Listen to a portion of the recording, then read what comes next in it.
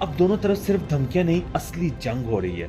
Over 200 missiles and drones, Iraq के militia groups activate हो गए, तो ये कॉन्फ्लिक्ट एस्केलेट हो सकता है। दोस्तों, मिडिल ईस्ट में टेंशन्स कोई नई बात नहीं, लेकिन जब दो मुल्क ईरान और इजराइल खुली जंग के किनारे तक पहुंच जाएं, तो दुनिया की तकदीर भी बदल सकती है। अप्रैल 2024 में दुनिया ने वो देखा जो पहले सिर्फ स्पेकुलेशन था। इजराइल ने ईरान के एम्बेसी कंपाउंड पर सीरिया के दमास्कस में एयर स्ट्राइक की, जहां 7 Iranian officers including senior commanders मार दिए गए।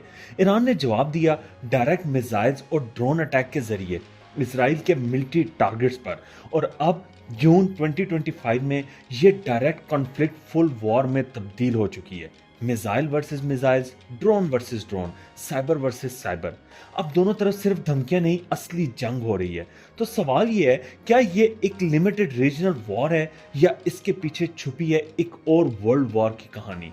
तो चलिए समझते हैं ईरान इजराइल वॉर के सच। क्योंकि आप हैं सुनो जरा फैक्ट्स पर। चैनल को सब्सक्राइब नहीं किया तो सब्सक्राइब करके बेल आइकन को भी क्लिक कर दें, ताकि आपको आने वाली वीडियोस का नोटिफिकेशन मिलता रहे।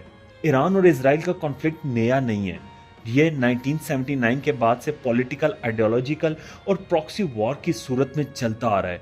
इजराइल का कहना है कि ईरान हमास, हिजबुल्ला और हुथीज जैसे मिलिटेंट ग्रुप्स को सपोर्ट करता है। वहीं ईरान इजराइल को ज़ियनिस्ट रेजिम कहकर ओपनली अपोज करता है। अप्रैल 2024 तक दोनों कंट्रीज ने कभी डायरेक्ट वॉर स्टार्ट नहीं की, लेकिन जब इजराइल ने दमास्कस में ईरानी एम्बेसी बिल्डिंग पर स्ट्राइक की, तो उसे ईरान ने अपनी सॉवरेनिटी का डायरेक्ट अटैक माना। इसके बाद ईरान ने पहली मर्तबा ओपनली डायरेक्ट मिसाइल्स और ड्रोन अटैक किए इसराइल पर। Over 200 missiles and drones. Israel के आयरन डोम ने काफी इंटरसेप्ट किया, लेकिन फिर भी इसराइल को काफी नुकसान हुआ। यह पहली दफा था जब ईरान ने अपने नाम से इसराइल को हिट किया, बिना किसी प्रॉक्सी के। इसके बाद यूएस, यूके और एलाइज ने भी इसराइल के साथ दिया। ईरान ने वार्निंग दी कि अगर इसराइल फिर रिटेलिएशन करता है तो फुल स्केल रिस्पांस रेडी है। मई 2025 में इसराइल ने रिटेलिएट करते हुए सेंट्रल ईरान में मिलिट्री फैसिलिटीज और एयर बेसिस को स्ट्राइक किया। तेहरान, इस्फहान और दसफुल जैसे एरियाज में एक्सप्लोजन्स रिपोर्ट हुए।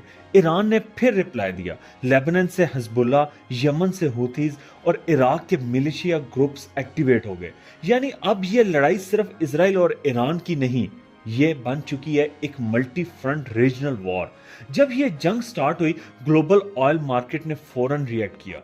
बैरेंट और क्रूड ऑयल $90 पर बैरल से $115 तक पहुंच गया। ग्लोबल स्टॉक मार्केट डाउन हुए, इन्वेस्टर्स ने सेफ एसेट्स में पैसे लगाए। रेड सी में शिपिंग रूट्स बंद हुए क्योंकि हौतीज ने इजराइल लिंक कार्गो पर मिसाइल्स दागे। इंडिया, यूरोप, चाइना सब पैनिक में है, क्योंकि ये वॉर अगर स्ट्रेट ऑफ हॉर्मुज तक बढ़ती है तो पूरी दुनिया की एनर्जी सप्लाई रुक सकती है।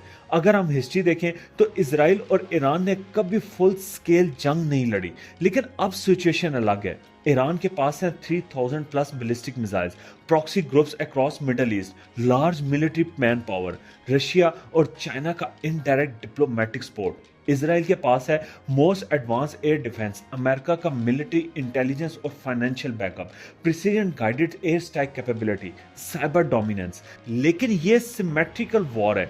ईरान ज्यादा प्रॉक्सीज यूज करेगा, इसराइल ज्यादा सर्जिकल एयर स्ट्राइक्स। लेकिन अगर मिस कैलकुलेशन हुई, जैसे एक न्यूक साइट हिट हो गया या हाई सिविलियन कैजुअलिटीज हो गई, तो ये कॉन्फ्लिक्ट एस्केलेट हो सकता है मल्टी नेशन वॉर में। रशिया ने इस वॉर को इजराइल एग्रेशन का। यूएस गवर्नमेंट यानी ट्रंप ओपनली इजराइल के साथ है, और उसने 23 जून की रात ईरान की न्यूक्लियर साइट्स पे अटैक भी किया, जो कि एक बेसूद कोशिश थी। चाइना ने डिप्लोमेसी की कॉल दी, लेकिन सीक्रेटली ईरान के साइड में स्टैंड लेना उनके ब्रिक्स एजेंडा का हिस्सा हो सकता है। यानी ये कॉन्फ्लिक्ट बन गया proxy war for power alignment. ये वॉर मिडल ईस्ट के 5 मुल्कों को डायरेक्टली इफेक्ट कर रहा है। गजा, जो कि ऑलरेडी डिवास्टेटेड है और अब और इंस्टेबिलिटी में। लेबनान, जहां हिजबुल्ला ने 1000 से ज्यादा रॉकेट्स फायर किए और इजराइल टाउन्स इवैक्यूएट हुए। सीरिया में ईरानियन सप्लाई रूट्स पे इजराइल के स्ट्राइक्स लगातार हो रहे हैं। यमन, हौदीज ने रेड सी से ड्रोन अटैक्स इंटेंसिफाई किए हैं। इराक, यूएस बेसिस पर ईरानियन बैक्ड मिलिटिया अटैक्स बढ़ गए हैं। तो दोस्तों ईरान और इसराइल के दरमियान का ये कॉन्फ्लिक्ट कोई नॉर्मल बॉर्डर डिस्प्यूट नहीं, ये आइडियोलॉजी वर्सेस सर्वाइवल की जंग है। इसराइल के लिए ईरान का न्यूक्लियर प्रोग्राम एक्सिस्टेंशियल थ्रेट है।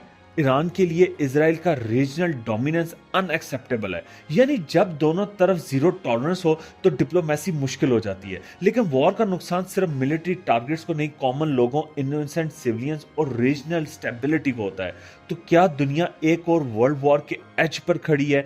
शायद नहीं, लेकिन एक मल्टी फ्रंट रीजनल वॉर की पॉसिबिलिटीज अब भी रियल लगती हैं।